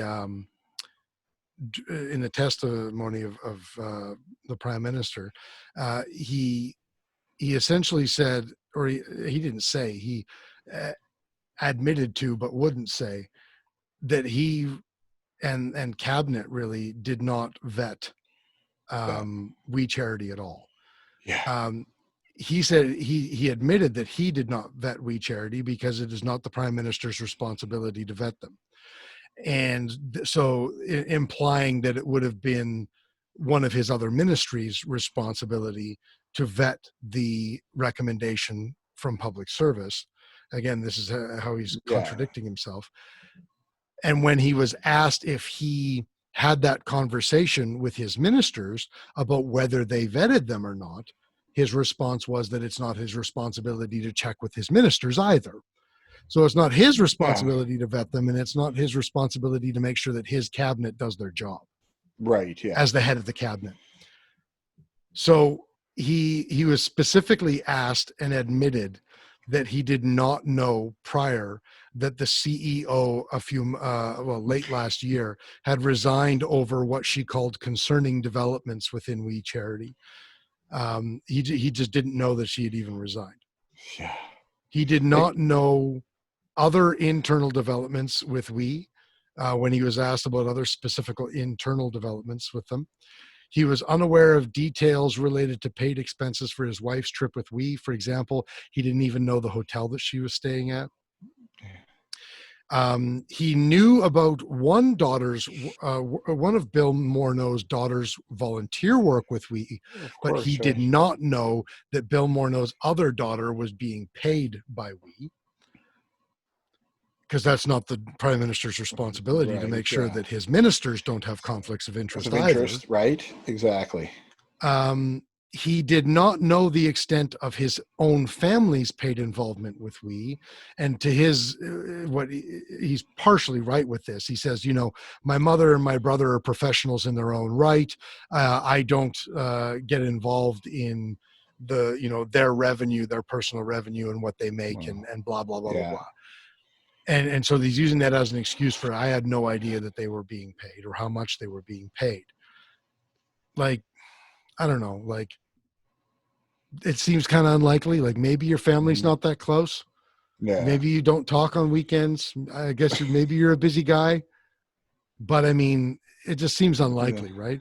Right, yeah. So he's admitted to being maybe not wholly, but very ignorant of the conflicts of interest and the of things that he should have known about in order to vet We. Right. Well, either he's incompetent or complicit. Yeah. Like it's one or the other at this point. That's basically what it boils down to. It has to be. It's the whole thing of and maybe there's a third option there. Willfully blind is a third option there. Well, that means, fair enough. Because he's aware of a conflict of interest, but if he has plausible deniability, then there is no conflict of interest. Then you're just an unethical POS. Yeah, that just makes him a Clinton. Yeah, right. Like or a Trudeau, if you will. Or a Trudeau, yeah.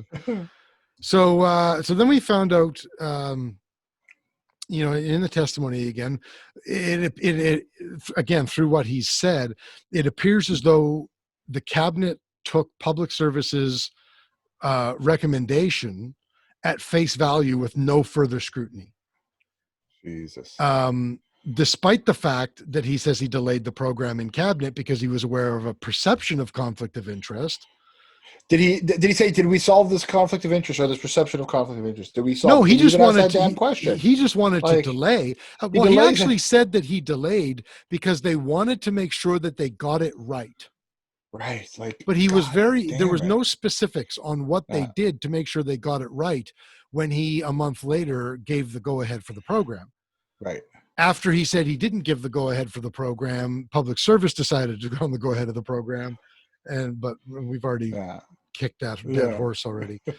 Now he did say that because of the perception of of a conflict of interest, he should have recused himself from any dealings with the program.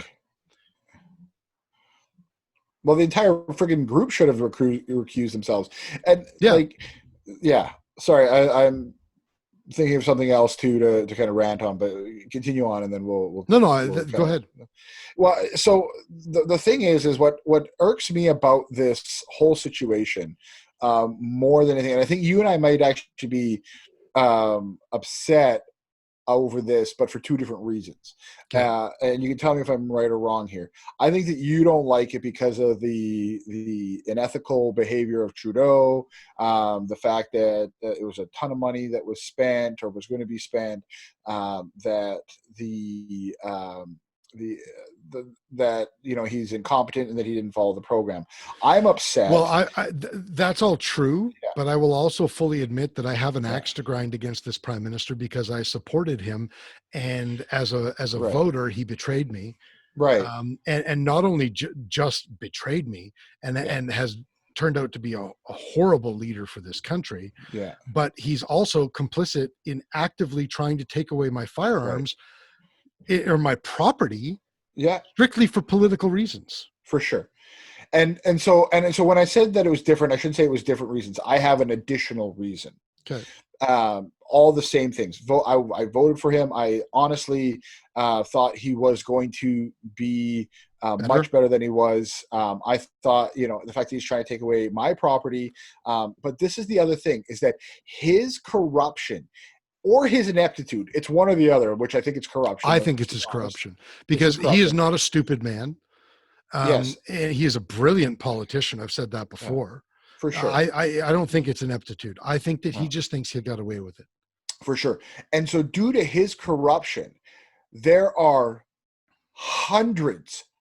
literally hundreds, if not thousands of charities struggling right now to find volunteers that could absolutely help so many vulnerable people. Yep. That's the part that pisses me off the most about this entire ordeal, is the fact that his corruption is actually impacting people on the ground trying to help COVID-related situations, vulnerable populations, legitimate people who need help. His freaking inability to manage this program. See, when this all kicked off, I was like, okay, fine. He did it corrupt, not whatever, but let's at least get the program going. Yeah. At least get that still going, or at least get it out into what do you call it? The bureaucracy. We got to get the money out to the students and to the organizations, right? Well, let me piss you off more. We needed to do this. Let me piss you off more. Yeah. I didn't write it down in the notes, but I'm recalling from his testimony yesterday. So first of all, he was testifying in front of the finance committee. Right. Yeah. Okay. Now there's a couple of conservative members on there. The co-chair is Pierre Poilievre, who, he's a little bit out there sometimes, but he's also entertaining, and at least he's trying to hold the government to account. Yeah. There's a Bloc Québécois member MP. There's an NDP MP, Charlie Angus, is on there, and then there's 3 or 4, I think 4, right? Maybe even 5. I think the chair is also Liberal. but there's several liberal members of parliament. And the way this works, when he's testifying, everybody gets to question him. Yeah. And I'll be honest with you, I skipped ahead of a lot of the liberal questioning because it's all just soft bell questioning, setting them up. Oh yeah. Soapbox. Yeah, for sure. So at one particular moment when he was being questioned by one of the liberal MPs, he took the opportunity to soapbox about and lament about how it's really unfortunate that because, he's trying to make it sound like because you guys are making such a big deal out of this, that now the program won't be administered. And he said that this program was conceptualized to help students and to help struggling charities in an unprecedented time of need. Right. And he was basically saying that it's unfortunate that you guys unfortunate the public service screwed up, and unfortunate that you guys are making a big deal out of it, because now these charities are going to suffer and students are going to suffer. Right. And again, what it really comes down to is you piece of crap, you tried to get away with doing something that you shouldn't have. Yeah, for sure. And you're the reason that these charities are suffering and that students aren't going to get this assistance. Yeah. I do have to say, initially, I was actually mad at the Conservatives and the NDP for trying to make a mountain out of a mole. Or not mountain. Well, the NDP, man, how are they making a mountain? But the fact that they Kris, we've lost you for a second. Oh, am I back? Yeah, you're back down. I was saying the NDP is not making a mountain out of it.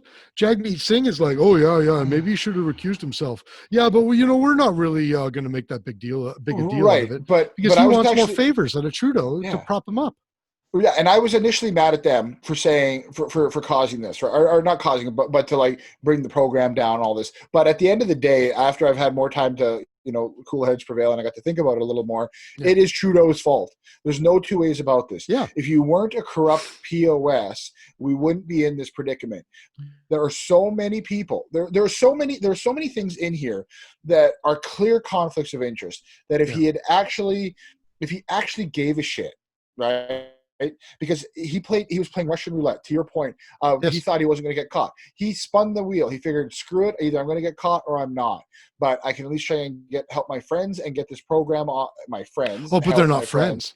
He has never spoken with them outside. That's the other thing he said too. He's never spoken with them outside of an event. He's never had dinner with them. That's apparently what constitutes friends. You have to have dinner with them. Oh, okay. Even though you've probably been to 15 different events with these folks and probably talked to them. Well, I'm going to go through the timeline of events with him, and not friends.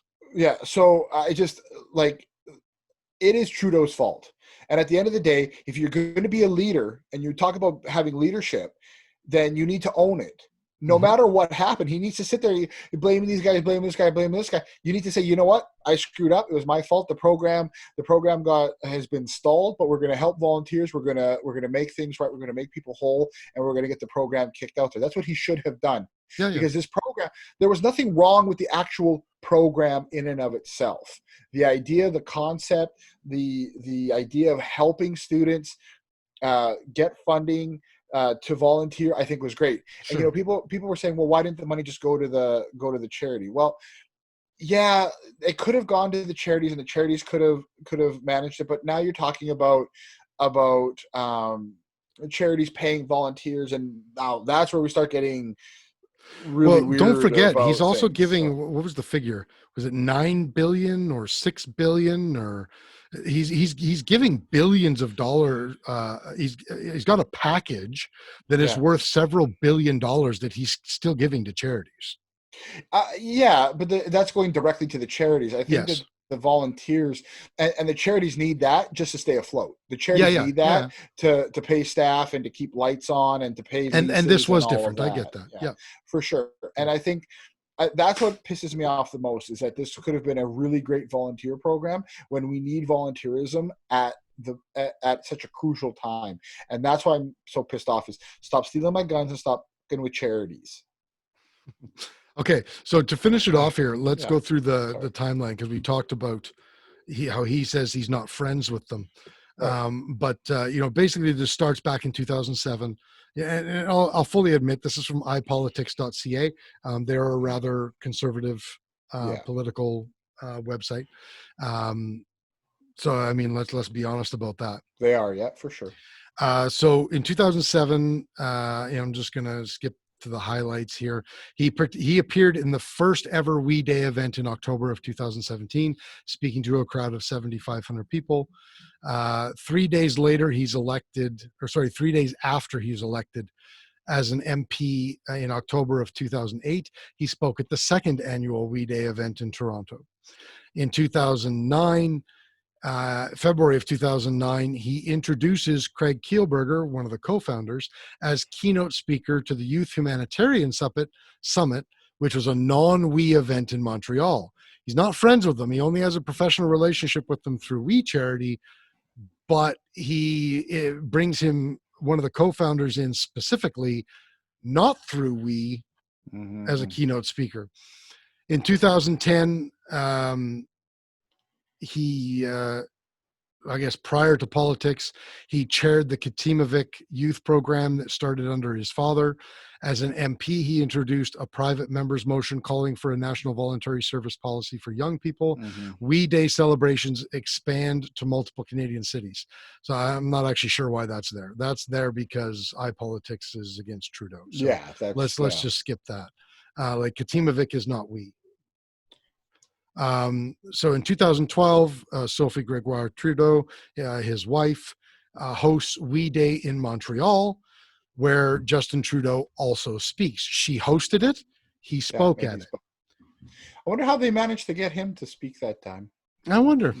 It pays to sleep with powerful people. That same year in September, he also spoke at We Day in Toronto again. He spoke to the Globe and Mail that month and apparently was quoted as saying, "My own involvement started in 2008. Apparently it started in 2007, but I've been enthusiastic about what Craig and Mark Kielburger have been doing from the beginning." Just days later, he officially announces his bid for Liberal leadership, blah, blah, blah, blah, blah. Elections Canada figures show that Kielburger was among those who were quick to donate the maximum of $1,200 to his campaign. So they're contributors to his campaign. But so, I mean, that's a professional quid pro quo. For sure it is. Like, I get that. Like ragging on that is just being partisan. Yeah. So since he's been prime minister, and so all of that was prior to being prime minister. This is since being prime minister. 2015, he addresses the We Day audience alongside his wife in Ottawa. In November of 2015, it was his first public speech after becoming prime minister. Right, yeah. I remember that, actually. Yeah. In a 2015 interview with the Ottawa Citizen, Craig Kielburger calls Trudeau a friend and someone who he has known for more than a decade. Kielburger says he looks forward to seeing what Trudeau will do with the youth portfolio. I can't think of another G7 leader who would say one of the top issues worthy of their attention is the future of young people. 2016, he speaks at We Day in Ottawa again. I don't know why it's relevant that it's days after Trump wins the presidential election. Oh, I got to throw that out there. Partisanship, right? I know, right? His mother also speaks at 3 We Day events that year and is paid for them. This doesn't say that, but she was paid for 28 speaking engagements. In 2017, We Day is held in Ottawa on July 2nd at Parliament Hill. Now, I'm not sure if they actually say this in here. They might say this, but this was done. I read this in another article. They came to Parliament Hill to hold We Day on Parliament Hill at Justin Trudeau's request. Jesus, it was apparently Trudeau that went to We and said, "Hey, why don't you hold your We Day on Parliament Hill this year?" Right. Yeah. So I'm not sure if this is supposed to be the same. Right. The federal government apparently was supposed to give them $500,000 for the event, and then an additional $1 million as part of contributions for signature projects to mark the 150th anniversary of Canadian Confederation. So not only did they invite them to hold We Day on Parliament Hill, he also gave them a project that totaled apparently $1.5 million. Yeah. He also spoke at that event that was held on Parliament Hill. With Craig and Mark Kielburger on the stage. I don't think it's relevant that one of the Kielburger's wife was being appointed to Order of Canada. That doesn't seem. Yeah, he doesn't really have much to do with that. Yeah. Margaret Trudeau also spoke to We Day audiences in Saskatoon and London. Yeah. Well, I should have gone to the We Day in Saskatoon. Not London, Ontario, London, England. UK. Trudeau's brother also speaks at multiple We Day events across the country and is paid for those, and doesn't mention that here, but he was paid for those. Trudeau and Sophie also address We Day audience in New York in September. In November, Bill Morneau and Craig Kielburger host a special youth-oriented pre-budget consultation in Toronto. This year also sees We Charity receive its first sole source contract from the federal government. I'm not aware of this sole source contract. I don't know what it was for. I don't know. They don't elaborate, which is unfortunate, but right. Well, what's funny is that they'll elaborate on the fact that Sophie was speaking about having bulimia, or her mother or Trudeau's mom about bipolar, but they won't elaborate on that. Yeah. So or that something happened a couple of days after Trump was elected. Like, come on, politics. Like, I get it. Your partisanship is showing. Yeah, exactly. Like, put it away. Yeah. So in 2018, Sophie increases her role at the We organization. I don't know what that's supposed to mean. She appears at We Day in Vancouver. She announces that she is an ambassador and ally for We Wellbeing Initiative. That all seems fine. Whatever. Like we know that it was that she was involved. The extent that she was involved doesn't really matter. We know that they paid for her to do trips. Some of these trips were paid for by them or reimbursed to her by them. And supposedly she wasn't paid. So let's skip that. Okay. Yeah. And Margaret was paid to speak again. Yeah. Fantastic. Yeah, exactly. In 2019, I don't think that's relevant. Margaret again, Margaret and Kim Campbell. Yeah, we get that in Kenya. Okay. In August, Bill Morneau announces alongside Craig Kielburger in Toronto that his government will provide $3 million to We Charities, We Social Entrepreneurs Initiative meant to help. So again, it was just another program that they did with them. Yeah. Which, whatever, I don't know the details of that. It could have been completely above board. For sure. So I'm not sure how relevant that is. And then in 2020, Sophie attends a We Day event in London in March while on an overseas trip. Whatever, don't care. She contracts COVID-19 but recovers. Cool story, bro. She begins hosting a We Day podcast. Well, and that is one thing. She is the host of the We podcast. Right, I know. Yeah. So I mean, that kind of creates a conflict there. She is. I don't know whether she's getting paid to host this or not. I assume it's volunteer. Yeah. But it doesn't matter whether she's a volunteer or not. She is hosting their podcast. Yeah. If there's quid pro quo, it doesn't matter if the person's if they're getting paid or not. Right. It's clear that there's something being traded there, right? Exactly. And I think that's what illustrates the part of this whole thing is when we look at this timeline, we can see that there's clear linkages to the Trudeaus and We Charity, and so and it's also obvious that after being prime minister, Trudeau's involvement did lessen. Right. After 2017. Right. Because this is pretty heavy involvement. Yeah. But it's only 2 years, 2 years ago, or a year and a half, or 18 months, or whatever. So who knows? He just got busy with other stuff. Yep. The big thing is that he goes, well, we're not friends, but in this world, this political friends, right? Well, and in this world, if you do multiple projects with somebody, you maybe don't call them friend, but you know them, right? And you know who you're. Sorry, Mark. I'm gonna let you keep talking to the audience. I'll be right back. For sure.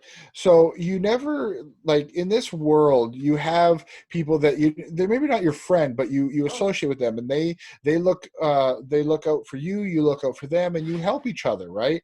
And so that's what the problem here is that Trudeau, along with his wife and family, were helping them, for their own political gain, their own financial gain, and fundamentally, this is where the corruption lies, is that he took basically what was just a regular business relationship and, made himself and his family profit off of it, both financially and politically. And at the end of the day, it's not right. So I think, and that's a very important distinction. He seems to think that it only matters if there was a monetary remuneration, but it's not just monetary. Remuneration is monetary, Yeah. but yeah, for sure.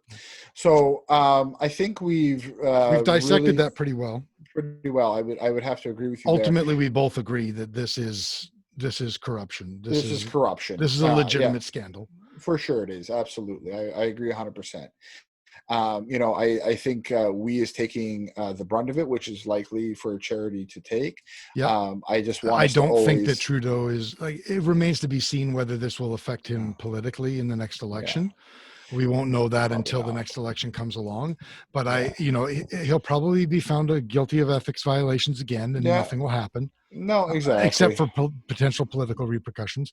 I don't think the RCMP is going to investigate it. No. That would be a pretty rare thing for the RCMP to charge a sitting prime minister. I'm not even sure if they can. I don't even. Yeah.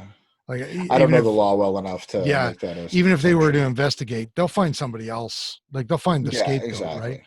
Sure. I think that Bill Morneau should be fired and I think it's very possible that there will be a cabinet shuffle. Yeah. But I don't think Bill Morneau is, going to jail either. Yeah. Despite that $41,000 check is pretty, that's pretty sketchy shit. Yeah.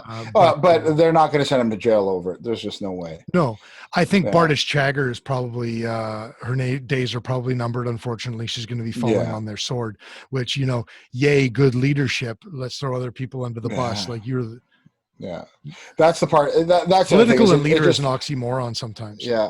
Well, that's the thing that bugs me the most. Is that he clearly is a piss poor leader, right? Oh, sure. Like he anything. Jody Wilson-Raybould. Yeah. Bardish any Chagger. sort. Yeah, but any of the stuff you study about leadership, any of the qualities you need to have, he clearly doesn't have it. No. And he's absolutely a do as I say, not as I do guy. For sure, 100% he is. Yeah. So I think we definitely dissected that well. I think we're both in agreement, like we said, and let's just. And also, I want to hear from you, our listeners. Yeah. If you guys agree with us, let us know. If you disagree with us, if you think that we missed something, tell us. If you think that we're full of crap, tell us. If you think we're partisan assholes, tell us. Yeah. We want to hear from you guys. We want to hear your thoughts. And especially if there's something that you can educate us on, we would love to hear from you guys. Please do. We would love to hear from you guys for sure. Yeah. So that pretty much does it for our main topic. Mark, who should get off your lawn this week? Oh man. So I'm giving everybody a warning right now, trigger warning. You can put up the parental advisory right now. I'm going to do everything I can to not cuss and swear, but Jeebus H. Christ. There are only 2 seasons in Saskatchewan, winter and construction. All right. That's it. And right now, there are at least 20 different stops in the city where 4 construction workers are standing around watching the 5th one just fill up a hole with asphalt, right? And believe me, many people complain about those guys. But you know what? There's a lot more going on there than people realize. So I'm not gonna crap on the construction workers today. There's safety protocols, and you know what? One day I'll do a get off my lawn for them. The people, pardon me, I lost where I was. But the people who do need to get off my lawn are those using the zipper merge, also just known as a regular goddamn merge. And before you go, well, it's only a zipper merge if the signs are posted. Allow me to enlighten you. According to SGI, this is out of the SGI handbook, zipper merge signs may not always be present, but zipper merging is allowed and recommended in construction zones.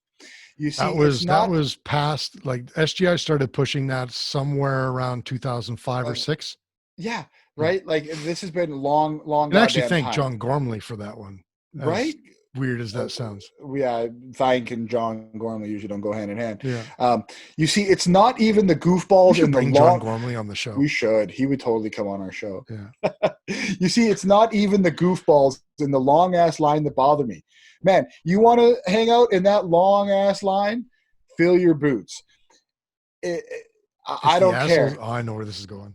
Yeah, exactly. I don't care about you sitting in that long ass line. It's the assholes who are trying to merge into that long ass line as I am trying to drive to the front of the line like I'm supposed to do. I'm going in the right spot. You who are sitting there trying to fucking inch your way into the goddamn you went the whole lane. show without swearing. I know, I couldn't help it. Literally merge and then you're sitting at an angle in that left lane or the right lane or whatever, trying to get over. You're the problem. You're doing it wrong. I don't care. You want to sit for 25 minutes in the long ass line, repeatedly braking, burning your fuel, burning your time. I don't care. But get the hell out of my way. And get the hell out of my way. All right, get the hell out of my way. I'm going to the front of the line like I'm supposed to. So you can turn your car off, light your license on fire, stand there and burn, and get the hell off my lawn. God damn it. Learn how to merge. You needed that one. I did. I so did. All right, well, here we go. Who needs to get off your lawn? Well, scammers need to get off my lawn. If I get one more call about my Google business listing needing to be updated, or if my long lost uncle from Romania dies one more time, leaving me a small fortune, or if I test positive for COVID-19 one more time without having actually taken a test, or if I get one more email to my business account from a hot and horny housewife who can't stand it any longer and needs to see me tonight, I'm going to set the world on fire. I guess I have to blame the silly bastards who keep falling for these scams too. I mean, did you actually think that Lord Viscount Nabib Ahmed III actually needs you, Steve from Canada, to legally move his fortune out of the country of Transylvania and is willing to pay you $5.3 million to assist him? Help me, naive one Kenobi. You're my only hope. Whether P.T. Barnum said it or not, there is really a sucker born every minute. Well, you suckers and the human leeches who prey on them can get off my lawn because my spam folder is getting full. Boom. Right. Boom. Got an itchy nose now. I'm so pissed off. My nose is itchy. I know, man. I just like vibrating. So I need to do a shout out, of course, as I mentioned. I want to shout out all the folks that work in charities. I know I'm being biased, 100%, wearing my bias on my sleeve. I work in a charity, but it's my shout out, and I'll shout out who the hell I like. People who work in charities have dedicated themselves to serve others. They are paid less than their equally educated and experienced counterparts. Sometimes. But then people, most of the time. But before you say, yeah, well, that's a charity and they've made that choice, you have to understand that these are the people who are filling the gaps in our welfare systems, in our care systems. These are the people who are out there every single day helping the vulnerable populations and are treated poorly by the rest of society. So today, every single day, I'm going to take my hat off. Not really. I'm going to salute you. Everybody who works in charity, you are doing great work. Keep it up. The road is long, and all I can ever hope for, and I know as somebody who works in a charity, all I ever hope for is that I can actually work myself out of a job. My greatest joy would be the day where I look around and go, you know what? Nobody else needs our help anymore. That's what charity is about. Shout out to you folks. Yeah. Well, my shout out is a lot less philanthropic. I'm going to shout out Project Maple Seed. I've talked about them before. I took my first course with them in 2018. And although I was able to qualify as a rifleman the first time, a feat that only about 20% of first timers accomplish, I learned an incredible amount from taking the course. For the last 2 years since qualifying, I volunteered as an instructor in training for the program. And although it is an instructor position, I have learned more about shooting a rifle than I ever would have otherwise. I could have shot for the next couple of decades and I wouldn't have learned as much as I have about shooting rifle in the last 2 years. it's a tremendous organization run by great people. And frankly, they are volunteers as well. So maybe this is a bit more of a philanthropic shout out. They don't get paid for this. They give up their summer vacations to travel across Canada to teach these things. And so they're a tremendous organization and a great group of people to get to know.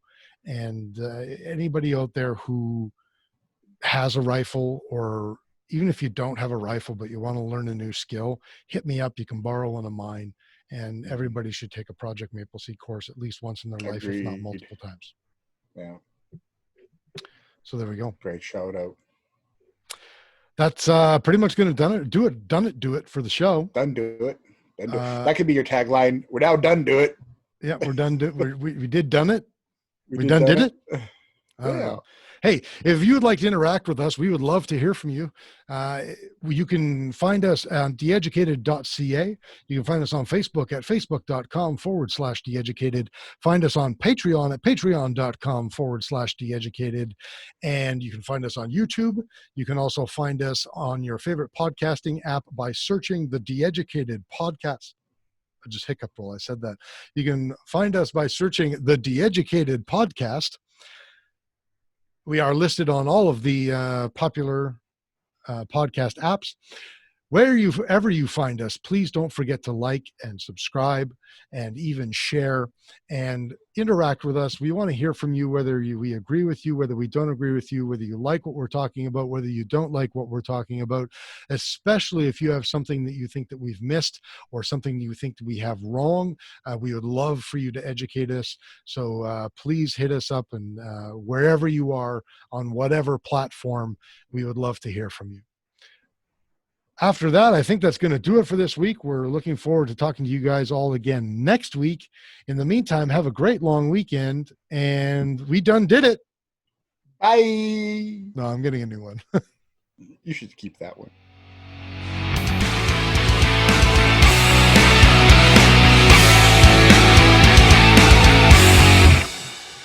In case I don't see ya, good afternoon, good evening, and good night.